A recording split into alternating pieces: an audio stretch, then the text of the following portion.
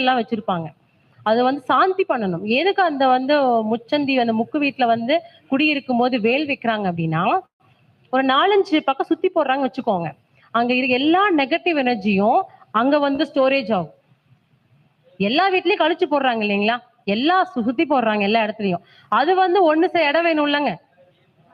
அது எல்லாம் ஒரு எனர்ஜி ஒரு பக்கம் ஸ்டோரேஜ் ஆகும் இல்லையா? அதுதான் வந்து மூலக்குத்து இடம்னு சொல்லுவாங்க. அந்த இடத்துல சப்போஸ் நீங்க குடி இருக்கீங்க, இல்ல யாராவது வீடு குடி இருக்கு, அவங்க ஒரு வேல் வச்சிருப்பாங்க பிள்ளையார்.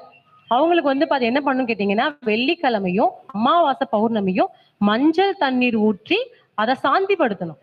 அந்த நெகட்டிவ் எனர்ஜி அப்படியே ஸ்டோரேஜ் ஆகும் அந்த வேலுக்குள்ளேயும் அந்த விநாயகருக்குள்ளேயும் இருக்கும் இல்லையா?